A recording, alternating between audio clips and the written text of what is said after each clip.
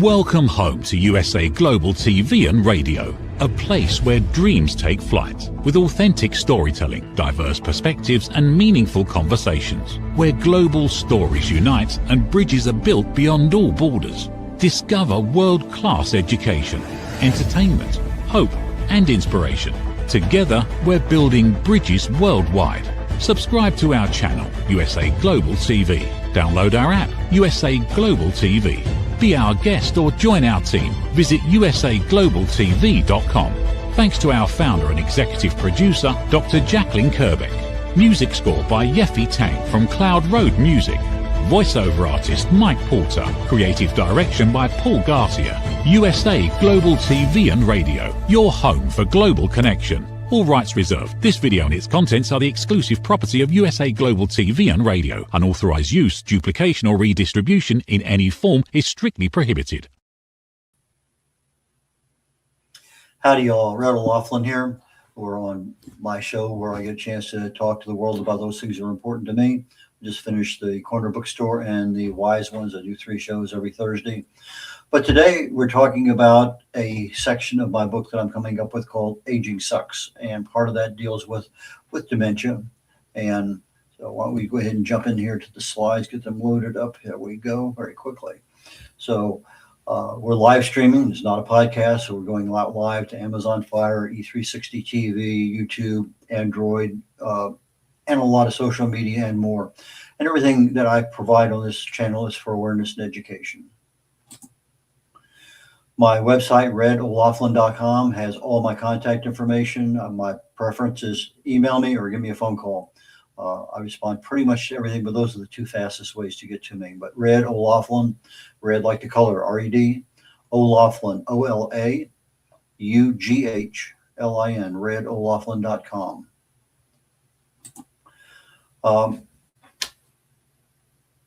Today's program, live and archived, is found on USA Global TV. So just go to YouTube, type in USA Global TV, and you can see any live show that you want that's live. Or you can go in there and look in the archives and search for something that maybe you've heard about or saw a little bit about a while back. But my specialty is root cause analysis. I got involved in this many, many, many years ago. I think now almost over 25, I guess. And I've been in failure modes and effects analysis from a reliability engineering perspective for many decades as part of my civilian occupation. But when I started looking at what is the root cause analysis inside the human body, that's what really kind of activated my passion for this. So I love to dive in, find out what's going on, what's happening, what chemicals are involved, what can you do to accelerate, decelerate. So I take what I can find and I translate it into, I think, pretty simple terms that people can make decisions with. But depending on what that decision is, maybe you need to have your doctor involved. You might be on some prescription meds and some other things. And this may be, oh, this is a super simple thing to do. Well, maybe, maybe not. So I tell you something here on the show, please don't just start doing it because you can. Talk to your doctor about it first. But I try to focus on what helps, but I also want to make people aware of what makes that particular choice worse than it could be. I consider myself an author of decision support manuals for aging. Hey, I'm a researcher, never been in the medical or pharmaceutical fields. I have 5 academic degrees, first one in chemistry, got an invitation to Vietnam, so I never got a chance to practice it. I got a bunch of professional certifications, primarily in the areas of quality, reliability, and logistics. I retired as a Navy captain, flew for 16 years, put over 31 years in the military. I was fortunate to get to 62 countries and got invited to 2 wars, Vietnam and Bosnia. I specialize in cause and effect relationships. I believe if you treat the cause of a problem, you're going to be able to at least have some hope of being able to solve it. But if all you're doing is treating symptoms, you may feel better, look better. But if the cause is still active, you haven't done anything. So on a personal note, my wife and I have been married 57 years, a couple of kids, 3 grandkids, and our great-grandson just turned 2 last week. Best-selling author of 7 books, independent publisher. We've done over 50 books for other authors. Distinguished Toastmaster. I've written over 1,000 original content articles on LinkedIn. On the USA Global TV and Radio Network, I'm an international TV host. A fair amount of our broadcasts are seen overseas, actually quite a bit more than people would think. And that's part of the reason why it's global. USA Global TV. The global part is really and truly a major portion of this network. Last year, 2025, I was selected as the #1 most valuable team player, and I was also the #3 host for the year, and just about getting ready to start. I wrote a book a few years ago called Understanding the Causes of Alzheimer's. It's a compilation of about 43 blogs I wrote during COVID, where I went in and researched what pathways cause what can I do about it. I have a book. This is not the cover. It's just a standby, something telling people that I do have a book coming out in June. It's going to be called Aging Sucks, and hopefully very quickly I will have a book cover I can start advertising. But today, dementia pathways and options. Again, information, education, awareness. Disclaimer, as I've just said all along, all of my shows today, and particularly all the ones in the past, if you happen to catch an archive, is for education and informational purposes. Does not constitute medical advice, diagnosis, or treatment. Anything I reference in here compound-wise is strictly for research content. And as always, you have a problem, I provide some information, consult a qualified medical or professional about your health. Don't want to just take that willy-nilly and do something.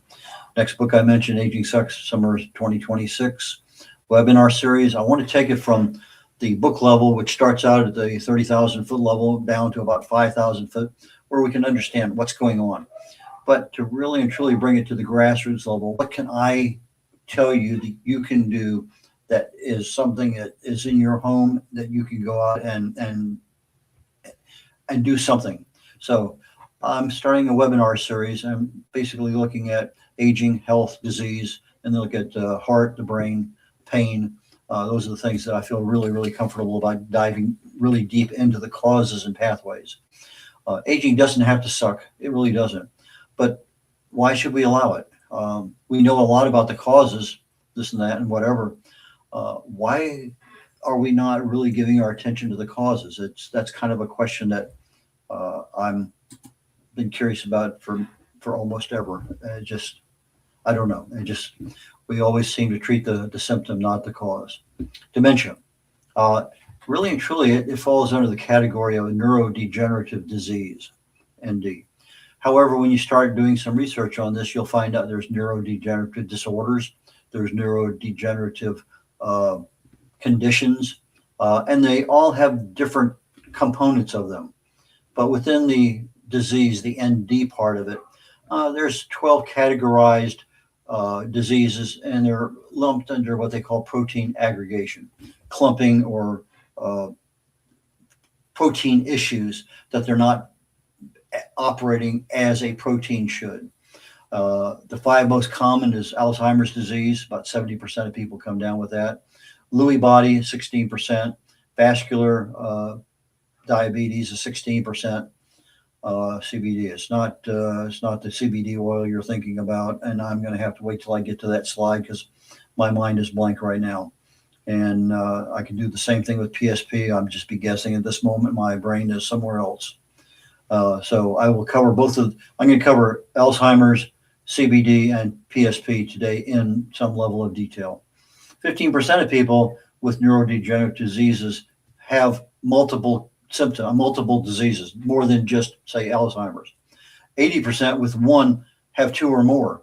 60% have 3 or more.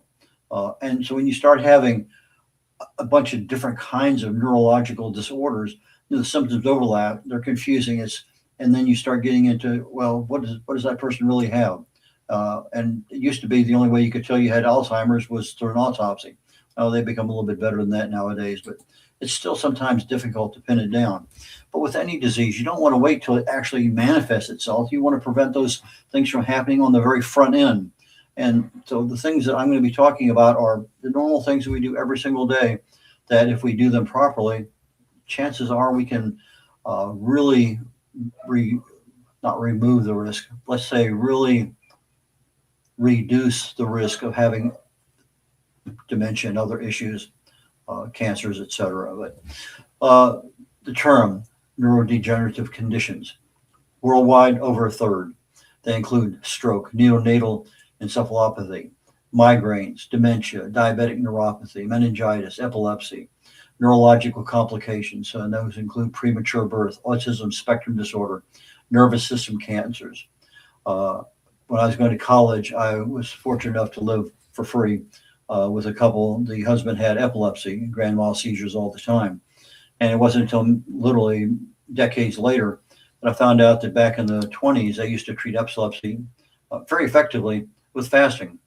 And I said, okay, when I started getting involved in fasting, I learned more about it. But fasting is a really good way to treat epilepsy. I just pass that on for what it might be worth. Okay. So when we start looking at neurological diseases and disorders, they look at probably 15% worldwide because it's more than just dementia and Alzheimer's. But if I look inside the United States, for our population, about 4% have dementia of some sort. But when you start getting older, that 4% bumps up quite a bit. So you get over 65, 70, you're starting to look at 13% or higher people with some kind of neurological, neurodegenerative disease. The most common multiple when you start looking at things is Alzheimer's disease and Lewy body dementia. Similar pathways, different results. So I got the pathways will get me all the way to the brain, and then all of a sudden this one goes into the frontal cortex. This one goes to the amygdala. This one goes over here, and all of a sudden they end up in different places, and they create different states of havoc with your brain. And those are the disorders, the diseases we have. But all the way up to the time it gets to your brain, the pathways are fairly similar.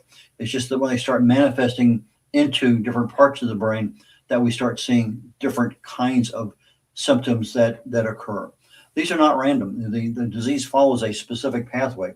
And once it gets to its destination, that's when you start, okay, that person has Lewy body, that person has vascular, that person has what, and so you're able to define it better. But we don't really want to ever get that far if we can avoid it. So today I'm going to look at 3 neurodegenerative diseases and 8 major shared pathways, the hallmarks of these diseases. So I have to ask myself, if I have a brain disease and all of a sudden my brain is not operating properly, what's the problem? Why do my brain cells stop working? Well, there's actually a number of problems in there. One of them is energy. Your mitochondria in your brain are just not producing enough ADP to provide the necessary power that's needed to make your brain function. And part of that could be some of these protein aggregates, the clumping. You hear this beta amyloid and the tau tangles, and we'll talk a lot about that later down the road. But we have a lot of problems with proteins not acting like proteins. Our network, our connections, you got the neuron out there at the end of this long tubular thing.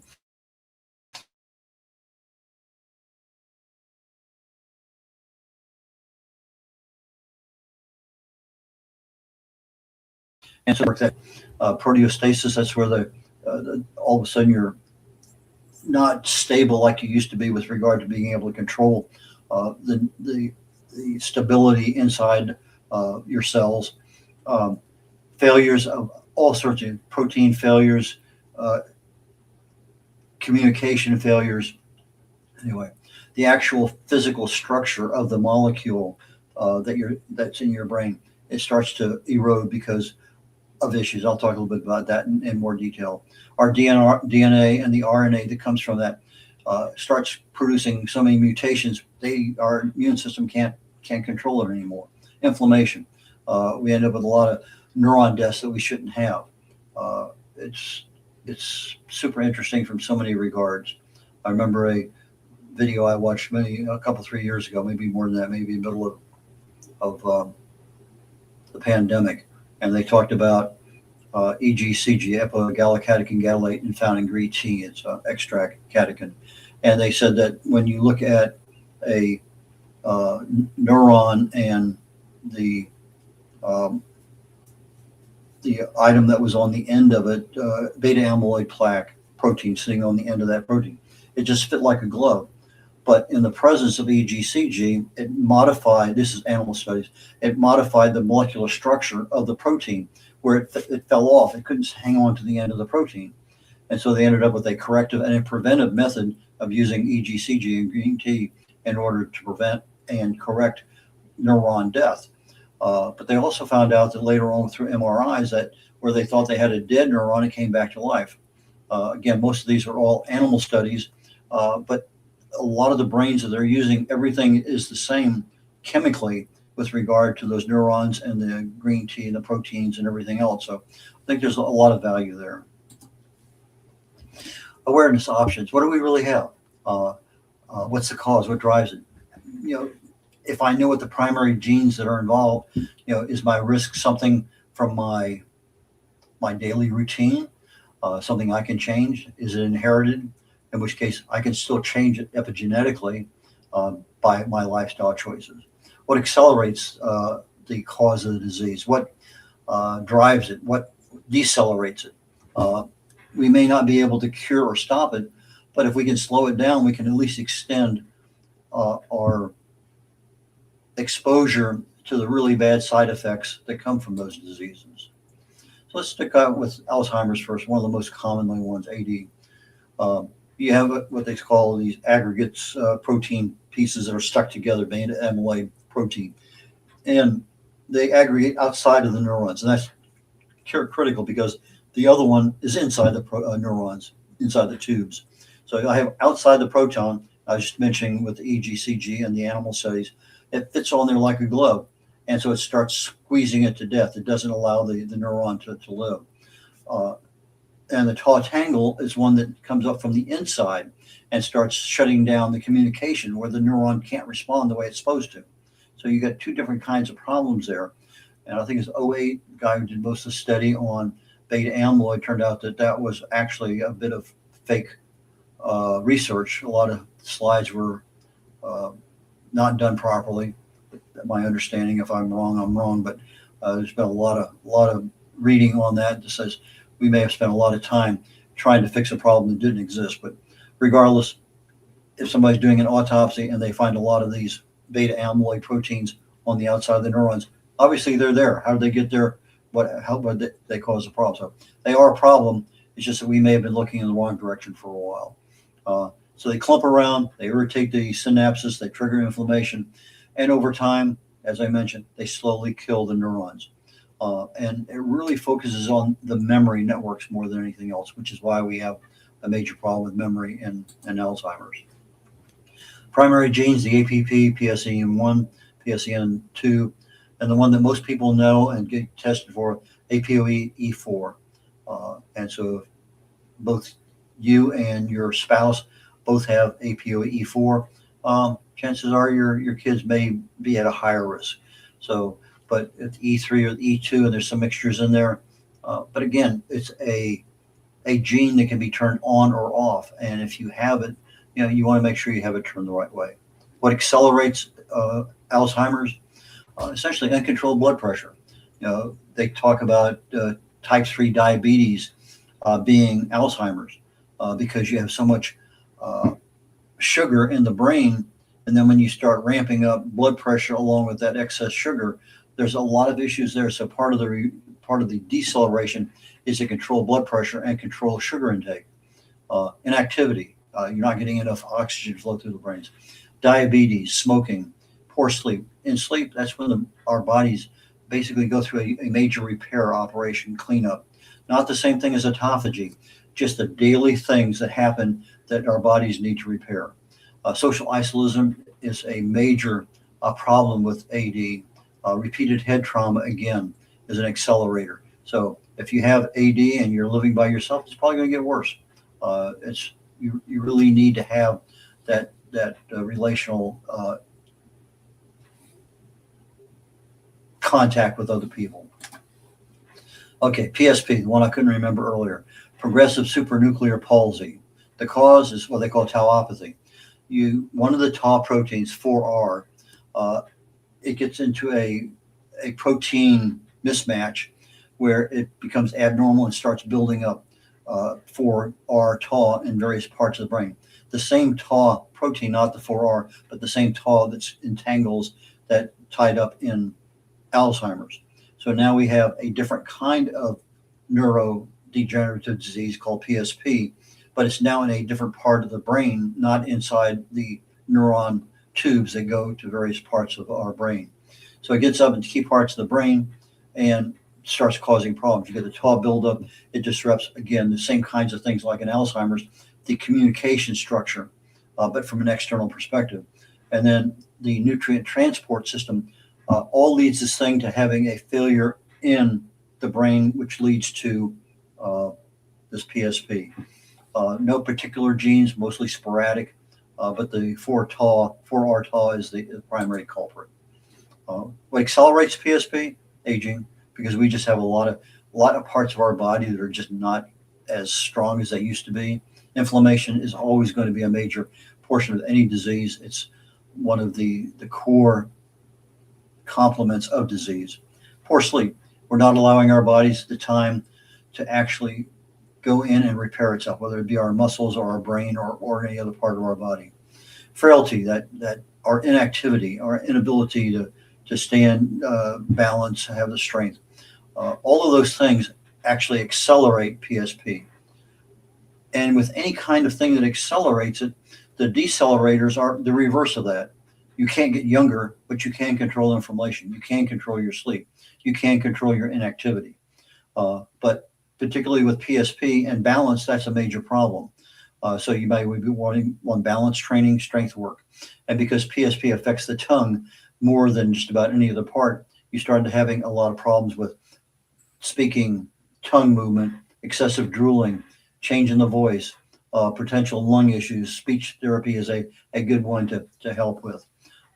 You don't necessarily think of speech issues as being a dementia one, but in this particular disease, it is. The CBD, cortical basal degeneration. What's the cause? Again, our friends, the 4R tauopathy. Abnormal buildup in the cortex and the basal ganglia, not the same place as the PSP, but a different part of the brain. So I have the same problem with my 4R tau, but it's now in a different part and causing a different problem. So the pathway got it into the brain area, and now all of a sudden it found a home somewhere else. And so it gets into the thinking and movement ranges of the brain. Movement, very similar to your Parkinson's. The drivers, well, what happens is the tau, basically, because of its buildup and its ability to cause inflation and oxidation around that neuron structure, it creates problems. The neuron can't function properly. You're not getting the transportation and communication the way it should be. And you start having a lot of problems with the ability to plan, the ability to move. All those things start breaking down. And so that, again, is a major problem. Primary genes, again, sporadic. But there's a gene called MAPT that, in a biological sense, is part of that tau complex.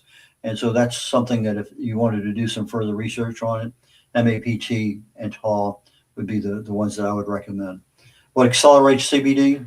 Aging. Again, it's not necessarily an absolute answer, but you're not finding a lot of these problems in younger people. So they lump it under aging. Okay.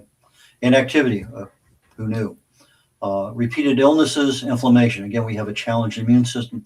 The immune system is not being able to take care of the problems created by the tau proteins, the misfolding and other things that happen, the clumping. What decelerates it? Physical and operational therapy. But again, if I'm already into the disease, now I need something to fix it. I can decelerate it a little bit, but I'm already exposed. I'm already there. I'd rather have prevention rather than deceleration.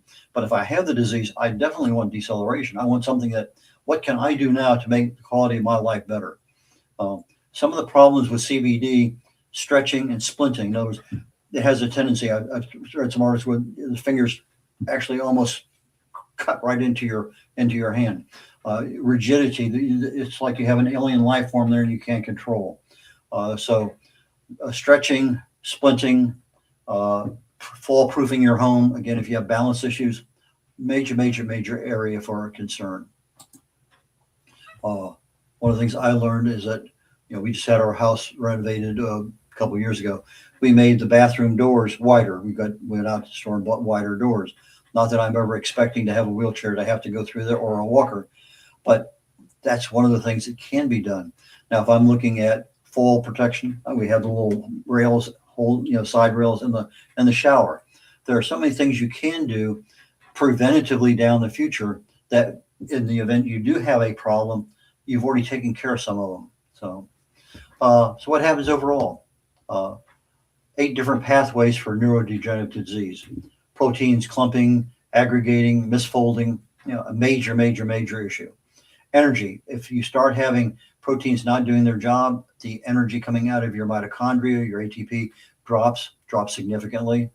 You start ending up with the DNA and RNA errors. The DNA says, my genes say do this. I give a little message to the RNA, go out and do it. It's a messenger. It doesn't get the right message, or it goes to the wrong. It just errors abound, mutations, and the immune system can't fix them fast enough. The actual physical membrane starts to fail. Inflammation rises. The connections fail long before the neurons fail.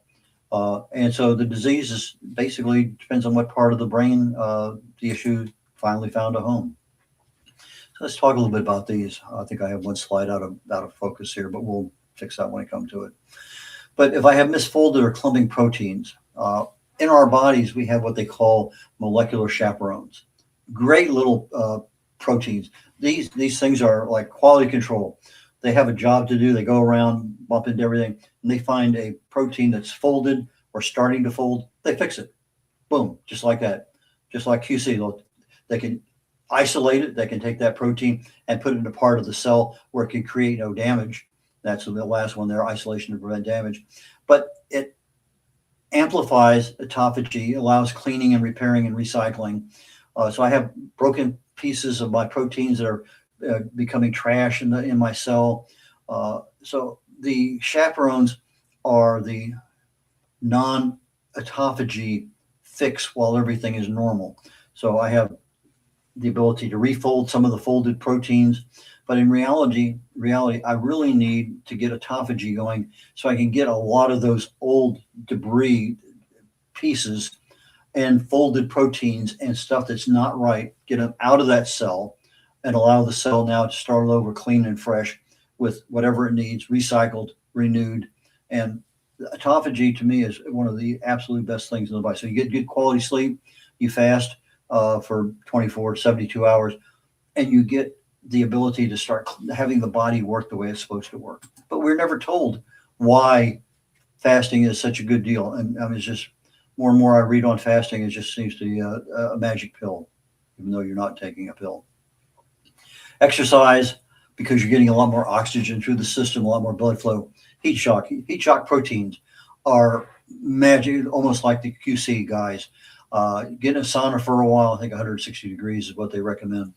But they, again, have, once they're activated, they are little powerhouses of fixers inside the cells.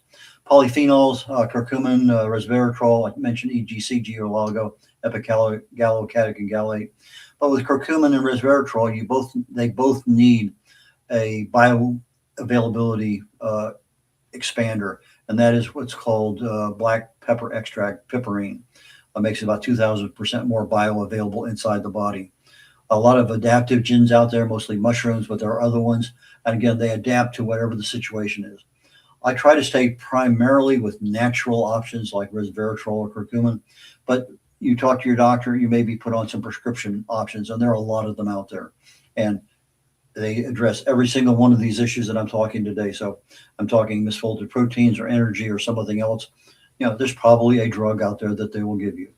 I'll say. So if I start having less energy than what I need, what options can I have? Exercise. Exercise actually creates an environment where your mitochondria can actually function better, and what we call mitochondrial biogenesis. It actually creates a new mitochondria.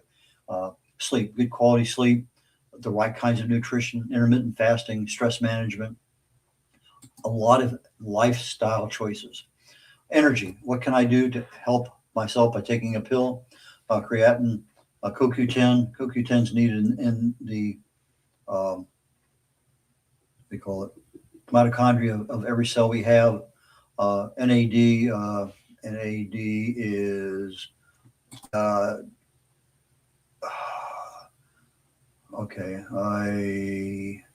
nicotinamide adenine dinucleotide, yes. And it is the primary function in the cell of taking that food nutrient that comes into the cell and actually allowing the mitochondria to create energy, ATP. So I need that NAD. You should see it as NAD plus. But there's a lot of precursors because we can't just take NAD in, be destroyed in stomach acid. So you take the NMN, NR, and other ones that are out there, and you provide an environment in the body where the body will naturally make NAD. Acetyl-L-carnitine, magnesium.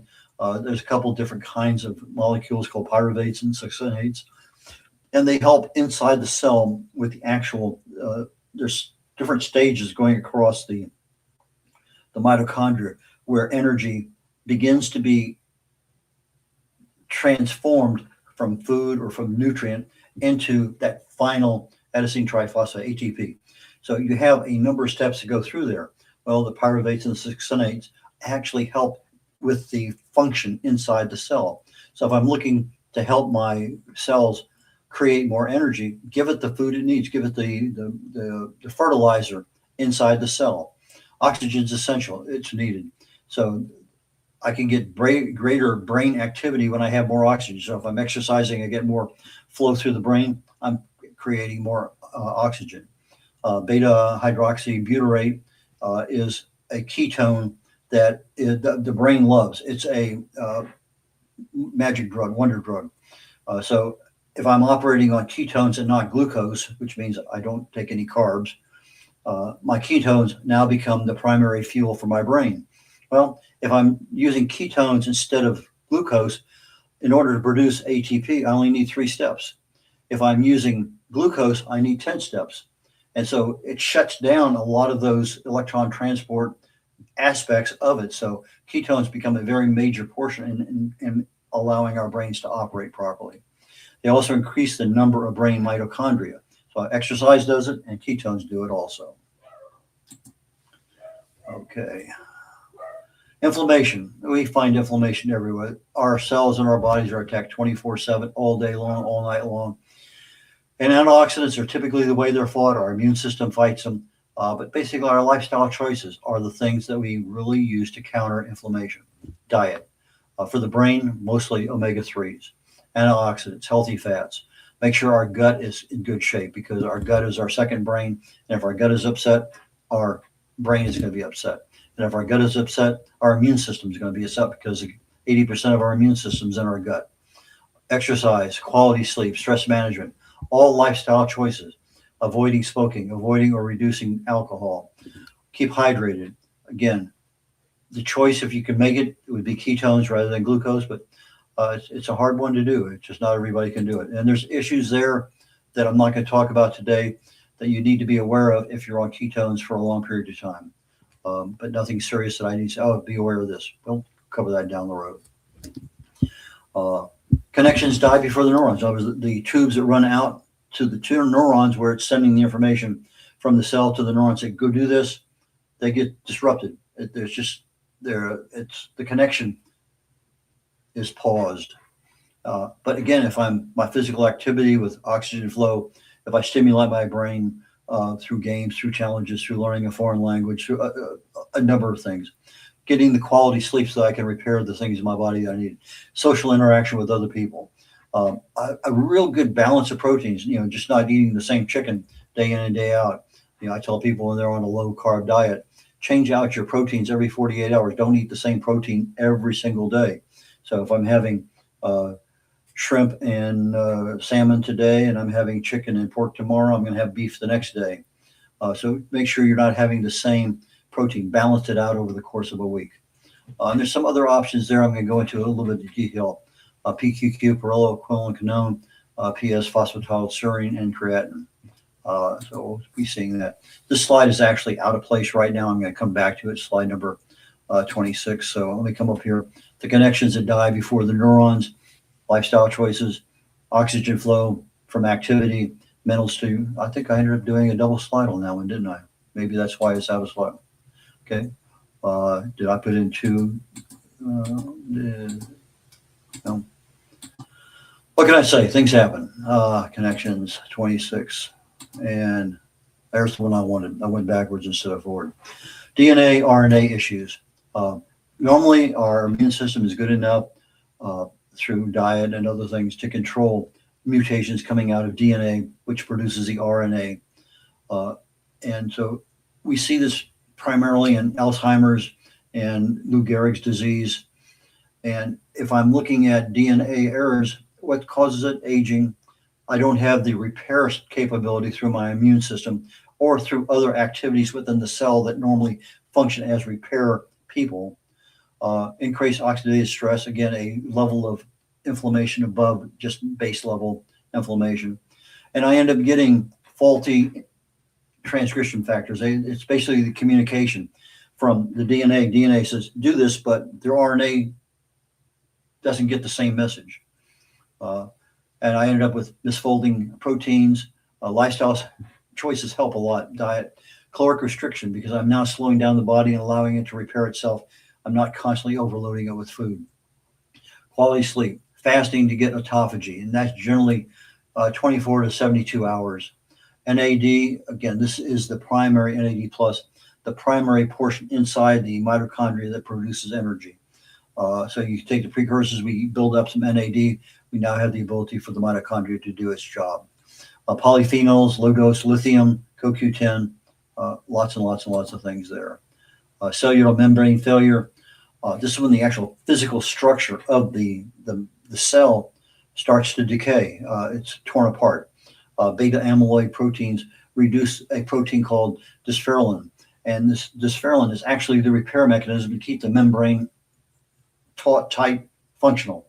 It does its job. So when you start taking away the people who make the repairs are finally going to end up with, I got a hole here, I got a structure failure over here, and that's when the structure starts falling apart. When that starts happening, now I'm inducing basically neurotoxicity to that cell and eventually cell death that should never have happened. Accelerates cognitive decline. Typical treatments are your omega-3s, your curcumin, phosphatidylserine, and several different plant extracts.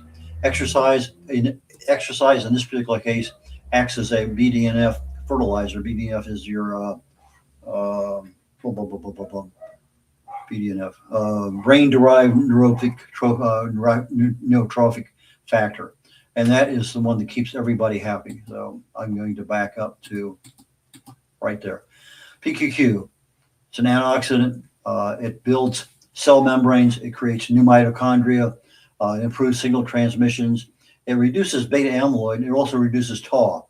And so that's a major deal. When you start having the misfolded proteins of the beta amyloid or the tangles associated with the tau, the PQQ is a master at being able to isolate and reduce the levels that are in there, allowing autophagy and other aspects of our bodies to clean them up and get rid of them.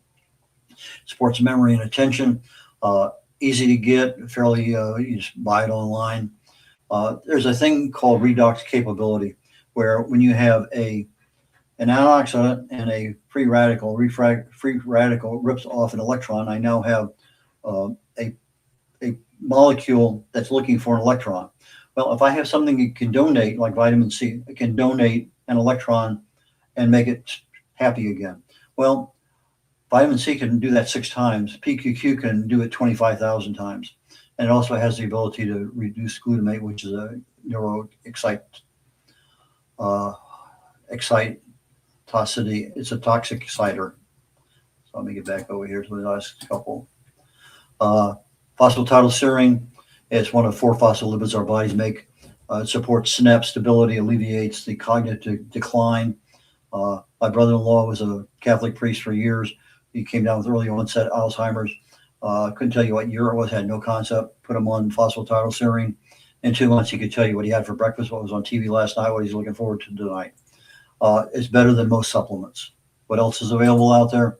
Creatinine. It acts like a backup battery. In other words, when your energy levels inside your mitochondria start going down, the creatinine actually supplies the energy that's needed to keep it going.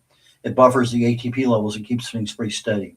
The energy loss is found in ALS, Parkinson's, Alzheimer's, Huntington's. So energy loss is a major part of any kind of dementia.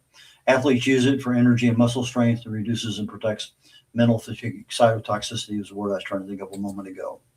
And finally, my last slide. Supplements help. but consistency. You got to take them all the time. But you really need to use them before symptoms start appearing. Lifestyle changes alter genes expressions, epigenetics.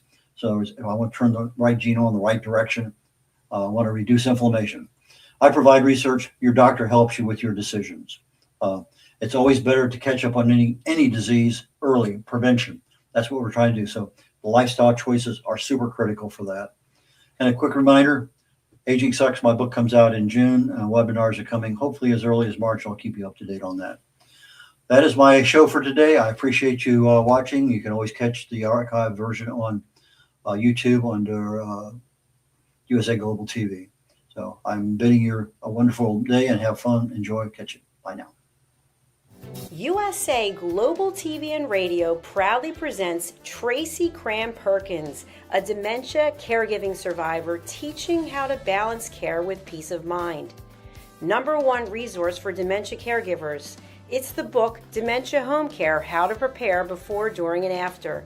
Over 17,000 copies sold of this must-have guide.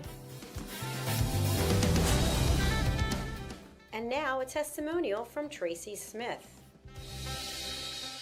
If I was to describe this book to someone who is going through a similar situation, I would underscore how important it is to have some sort of a tool or a guidebook to help you through certain stages. And there's so many, it's such an unknown topic to the average person. And to have this as a reference is essential. It's going to help you get through it personally, as well as help your loved one manage. To learn more, go to TracyCramPerkins.com. Tracy Cram-Perkins is an award-winning author. She's also the host of Dementia Home Care television show. Watch it here on USA Global TV and Radio. Thank you, viewers and listeners of USA Global TV and Radio, for joining us today. We're honoured to have your time and attention as part of our global community. At USA Global TV and Radio, we believe in the power of authentic conversations, meaningful connections, and creating a world of possibilities together. Want to be part of something bigger? Join our team of elevated listeners at usaglobaltv.com, a space where your voice matters and your ability to listen transforms relationships. Stay connected with us across all our platforms for thought-provoking discussions, expert insights, and empowering stories.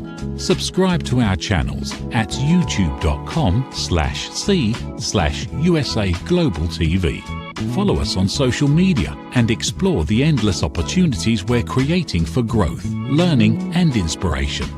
Together, we're not just broadcasting, we're building bridges and changing lives one conversation at a time. For inquiries, contact us at info@usaglobaltv.com. Produced by Executive Producer and Director Dr. Jacqueline Kerbeck.